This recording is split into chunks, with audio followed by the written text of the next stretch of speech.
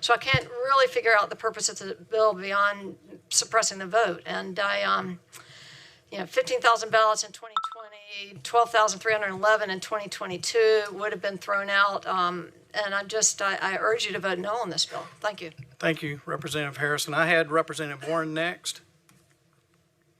Just for motion at appropriate time. Okay, Representative Dixon. Thank you, Mr. Chair.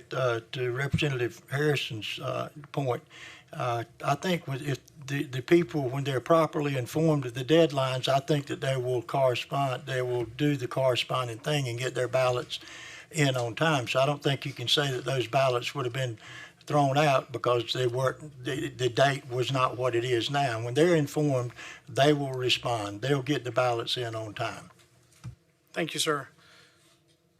Yes, Representative Ball, you're recognized. To speak on the bill, Yes. In regards to several things that have been said, it is critical that our voters, no matter the party, be aware of any significant changes. In the opinion of many people, this is a quite significant change as far as absentee ballots are concerned and the grace period that we have been allowing people.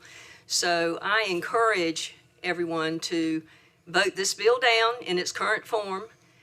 In the regards to, we are disenfranchising, however you want to call it, thousands of voters who have become accustomed and frankly without additional mailings, public service announcements, whatever might be the way our state board would notify all voters of this change. I think our voters will not all be aware of the change and therefore will send their ballot in, assuming that it's going to be counted. Thank you.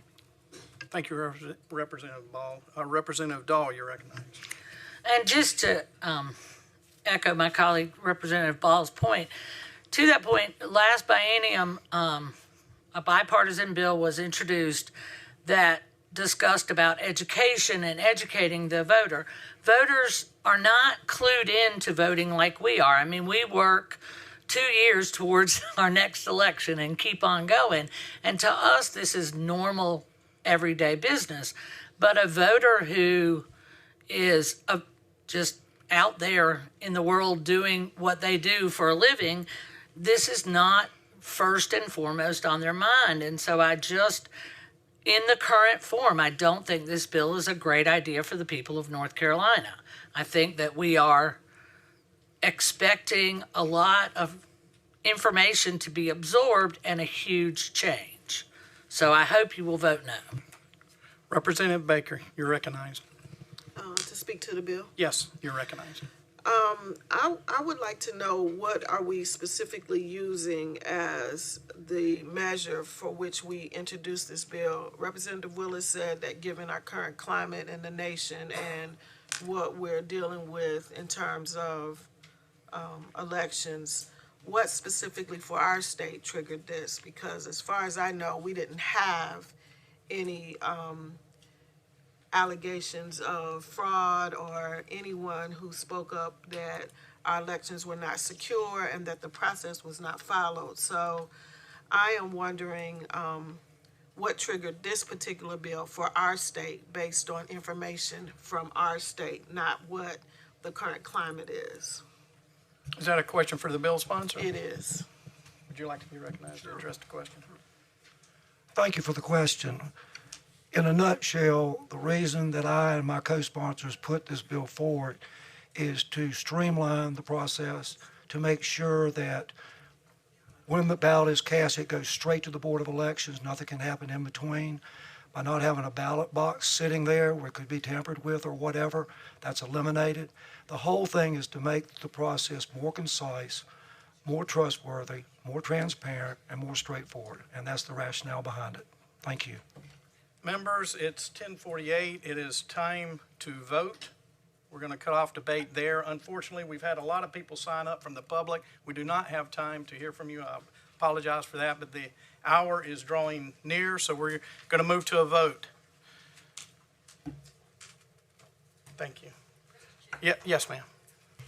Is there not a small couple of minutes that some of the people who signed up could speak? I wish there were, but we've got over 12 people signed up. If we allow 30 seconds, we're going to be past the time. So we're going to have to move to a vote at this point. May I request a division, please? You want the ayes and noes? Is that what you're saying? We haven't had a vote to have a division yet, so. Ayes and noes is good. Thanks. Okay. Well, let's have a roll call vote. Members, please vote yes or no on the bill when your name is called. Mr. Chair. Yes. I believe Representative Warren's motion was favorable to the PCS, unfavorable to the original bill. Yes. Yes, I apologize. So Representative Warren, would you like to restate your motion? Yeah, that'd be great. I'd like to make a motion for a favorable report for the PCS for House Bill 304, unfavorable to original, with a referral to rules. Very good. Members, you've heard the motion. All those in favor will indicate aye. Those opposed will indicate no. The clerk will call the roll. Amber Baker. No. Kristen Baker. Aye. Ball. No. Biggs. No.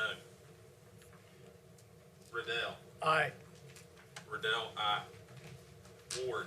Aye. Ward, aye. Willingham. Willingham, no. Willis. Aye. Willis, aye. Zinger. Aye. Zinger, aye. Dahl. No.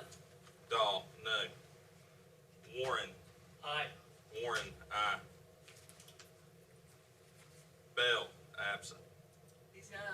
So Bell is here, sorry. Bell, aye. Hall, absent. Jones.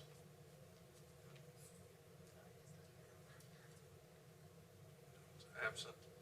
Stevens. Aye. Stevens, aye. Mills. Aye. Okay, members?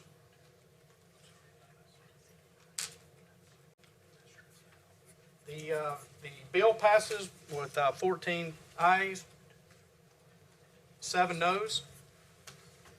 Any further business? The bill receives a favorable report. Okay, hearing no further business, we stand adjourned.